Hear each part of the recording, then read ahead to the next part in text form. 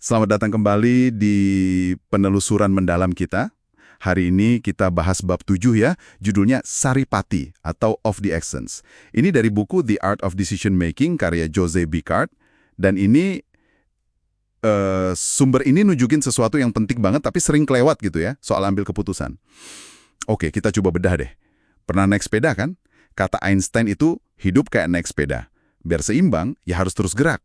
Nah, di bab ini, Bicart bilang kalau momentum jadi, gerakan yang terus-menerus itu justru jadi intinya pengambilan keputusan yang efektif.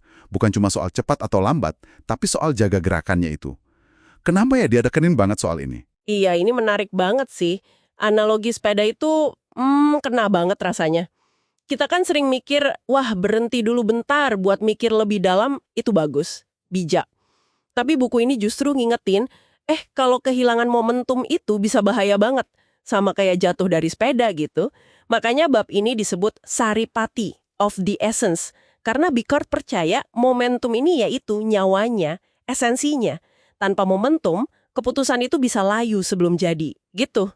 Jadi ini bukan cuma soal maju terus, tapi lebih ke menjaga aliran energinya. Fokus semangatnya biar ngalir terus. Oke, itu kan kalau bahaya kehilangan momentum dari luar ya. Tapi Bicart juga lihat ke dalam diri kita kan? Dia ngomongin soal gimana kita bisa hilang seleranya gitu di tengah jalan. Padahal nggak ada halangan dari luar yang jelas.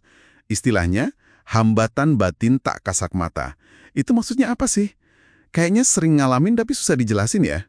Betul sekali. Justru hambatan ini munculnya pas momentum lagi pelan atau hilang. Nah, sumber ini kasih contoh sejarah yang, jelas banget. Hannibal, Jenderal Kartago itu, ingat kan setelah menang besar di Cannae lawan Romawi, momentumnya lagi tinggi banget itu pasukannya, logikanya ya langsung serbu Roma aja selagi mereka panik. Tapi dia malah milih berhenti dulu, ngumpul lagi istirahat di Capua. Nah, jeda ini yang kelihatannya logis ya buat konsolidasi, malah jadi bumerang. Momentum emasnya hilang gitu aja. Semangat tempur pasukannya turun, dan kesempatan buat naklukin Roma, ya udah lenyap selamanya. Ini pelajaran penting banget sih, soal bahayanya berhenti pas lagi di puncak aliran energi. Wah, kisah Hannibal itu benar-benar nunjukin jebakan istirahat logis ya. Ternyata bisa fatal. Jadi, ini bawa kita ke inti argumen Bicart yang menurut saya sangat menarik. Tekanannya bukan di seberapa cepat kita mutusin sesuatu. Bukan. Tapi seberapa mulus, seberapa nggak putus alirannya itu menuju keputusan. Kayak ngayuh sepeda tadi ya, jaga gerakan terus biar nggak oleng, nggak jatuh. Ini rasanya agak beda ya sama nasihat umum yang bilang jangan buru-buru.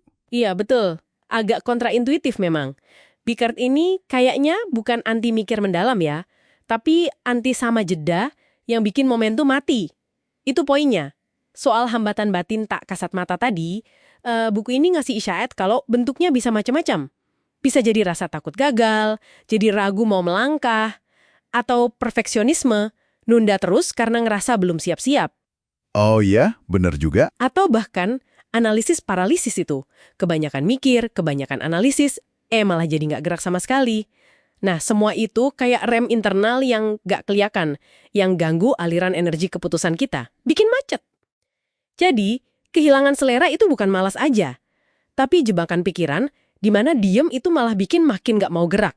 Jadi, apa nih artinya buat Anda semua yang lagi dengerin? Intinya sih, insight dari bab 7 ini ngajak kita lihat pengambilan keputusan tuh kayak jaga keseimbangan pas naik sepeda. Momentum sama aliran yang terus-menerus itu penting banget.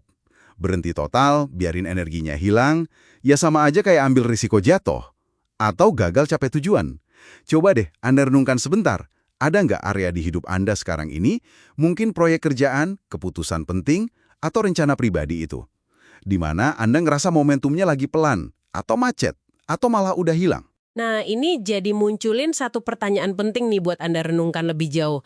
Kalau keseimbangan dalam mutusin sesuatu itu butuh gerakan konstan, kayak kata Bicart tadi, kira-kira hambatan batin tak kasat mata spesifik apa ya yang mungkin lagi bikin Anda itu tanpa sadar ngerem? Apa itu perfeksionisme? Atau rasa takut, keraguan? Mengenali hambatan internal yang ganggu aliran Anda ini penting banget loh, supaya Anda nggak tanpa sengaja gitu menciptakan momen Hannibal di Papua dalam perjalanan keputusan Anda sendiri. Ya itu mungkin sebuah pemikiran buat Anda eksplorasi lagi nanti. Terima kasih sudah menyimak penelusuran kita kali ini.